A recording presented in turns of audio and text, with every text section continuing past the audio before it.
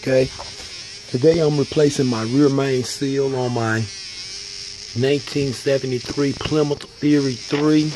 Got a 400 6.6 liter engine in it, and I'm gonna try. I have did it once before, but I removed it. I just sneaky peeked a rope seal into the crankshaft. It's not a bad job. You'll have to get some type of a wiring. Well, I actually didn't use the sneaky peek that I had.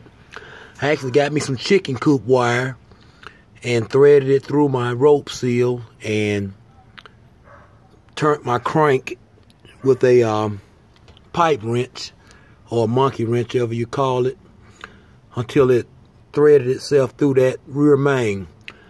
I'm at the point now where I got the rear main rope seal all the way through the engine, and we'll get under here and we'll take a look at at the point I'm at right now. I've had no luck with the rubber seals. I've tried the Mancini Weizen seal. It didn't seal it. All type of different rubber seals. As you can see, I'm in the process of probably the 12th or 13th time of breaking this engine down. And these are the seals that I've taken out of the engine on previous attempts to get it to seal. This is the last seal I put in, which was my Weizen seal from Mancini Racing. As you see, it leaked like hell. And today I'm going to try to go back in with an old rope seal that I already had, which is this one here. I ordered this seal from Summit Racing about a year ago. I put it in the car and it didn't seal it, so I'm thinking maybe I did something wrong and maybe it wasn't the seal leaking at all. It probably was the oil pan. So today what I'm going to do is I'm going to go back in and redo the rope seal, which as I said earlier, I've already gotten it started, where the rope seal is already through the crank. And I'm going to get under now and show you what I've done. Now, as you can see, I've already pulled my rope through with this piece of chicken coop wire. As you can see, it's still connected to the rope in the seal inside of the block. As you can see there, the seal is up there inside of the block. And here's my piece of chicken coop wire that I stuck through the rope. Then I tied it on the end as a source of leverage to pull it with. Tied it up real good on the end, and I took my pipe wrench and put the pipe wrench on my crank, and I turned the seal into I oiled the seal up real good and started it on this side here, as you can see, and worked it from a right to left, from looking from the bottom here.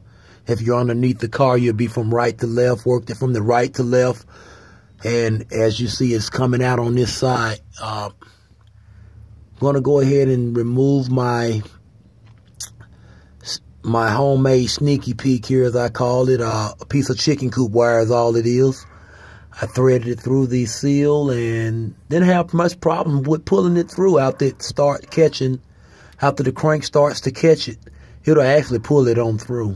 You won't have much problems getting it through. So yeah, I'm going to go ahead and remove my sneaky peek wire now. I have to disconnect it and tire it, maybe cut it here on this end probably, so I can actually pull it one end at a time out of the seal itself. But yeah, I have put a rope seal. I have reinstalled the rope seal. It didn't take me 5 minutes to do it. I'm actually laying on my back underneath the car. The car is on jack stands. And it's not an easy job, but when you want it did, you're gonna work at it until it happens. So I'm that type of persistent guy that Just won't leave it alone, you know. I'm gonna keep doing it till I can get it. If this don't work, we'll try something else. Maybe a new rope seal. This is, like I said, an older one, but it should still have the same benefits. It's oiled up real good. Got it into the crank. And let me get my piece of chicken coop wire off and see if we can get the other bottom cap put on with the other piece in. See if that help out any. Okay, now I've removed my piece of chicken coop wire. As you can see, I disconnected it on one end, cut it on one end and just pulled, and the whole piece of wire actually came out. Just pulled it out of the rope seal that I'm trying to get installed here. What it looked like, I'm gonna have to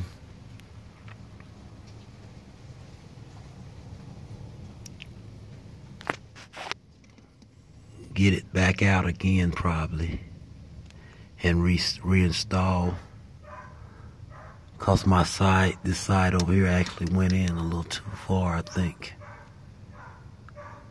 But you know, maybe not. Maybe I can get me a pair of needle noses probably and work it back a little bit.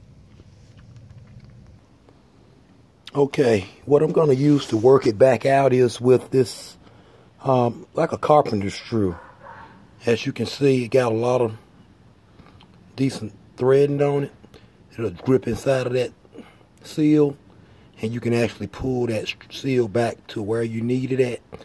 So that's what I'm going to use to actually pull that seal back out just about not even a quarter of an inch, about an eighth of an inch maybe, back out, just so I have enough seal on one side to make sure it bumps up to my seal that's in my cap and all.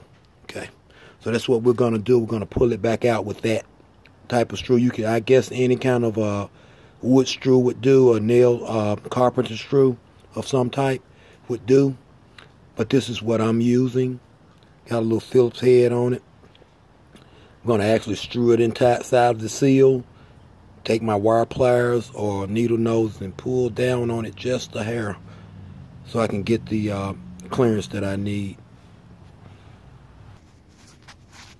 Okay, I've got my screw inserted into the seal. As you can see, the screw is inserted into the seal. As y'all can see, you see the screw head there inserted into the seal.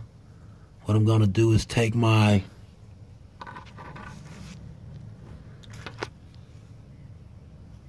needle nose pliers, wherever they are, being under such a tight confinement area, it's kind of hard to keep up with a lot of stuff. So let me locate those deals and we'll be able to start our pull. Okay, we got our pliers for our pull. Now keep in mind that you can also use this same method to remove the seal.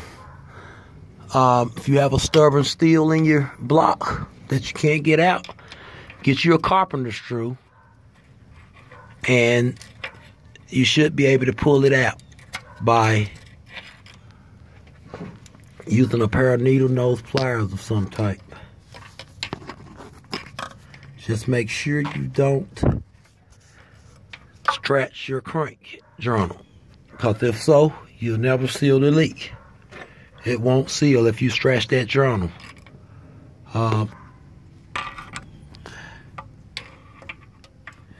So be very careful. Alright, I got a grip on it. I might have to actually, since I'm working alone, I might have to actually take my pipe wrench and kind of turn it back a little bit as I pull it. So we're going to go ahead and pause the video right here while I pull that seal edge back a little bit. Be back with you in 1 minute. Okay, I've gotten it back to where I needed it. As you can see, it's kind of equal on each end now. So we can get a flush butt up, a crush on there, at least some type of a crush. Both seals can actually touch each other to form a good seal. And okay, that's what it is. Let me remove that screw, and then we'll start working on getting this thing back up and going again. Also, keep in mind that this same method can be used for a 383 or 440, any Mopar engine of this era. I think it's from like 64 to 75 or so. But any Mopar of this era got some of the same setups. And most big blocks have leaks at the rear main most time. Mine appeared after I had raced a guy on the highway one night. I noticed it started leaking real bad after that racing. And I knew better than to be doing it. I just thought I'd give it a little shot. You know how sometimes we get happy with the acceleration. Someone's nagging you on for a good race, so you try to do it. So, but yeah, I got the rear main rope in just by using a piece of chicken coop wire. I didn't even have to go and buy a Sneaky Peek for this. I used a piece of chicken coop wire and pull that seal through. I used a pipe wrench on my, as you can see here on my crank, to turn it and get it to roll the seal around the crank journal here. Yeah, that's it. It's very simple. And I'm going to get this thing back up and going. I'll try to give y'all some type of update of how the finish will be, the finish deal is on another video.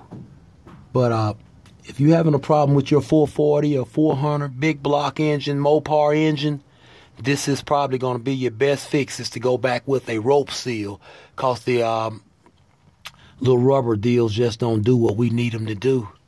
I don't know if many people have had success with the rubber, but it's not, I haven't had any success with it. So I'm going to try my rope again, do a lot of sealing. Make sure when you seal this thing back up, you use a lot of silicone in that area. And on your sidebars, there's two little sidebars. And they actually don't give you the same kind of sidebars that actually come in the engine. You're going to get some little rubber sidebars to replace those. But make sure you silicone them. Clean it real good. Silicone it real good on these sides. Up in here, you want to silicone those real good. And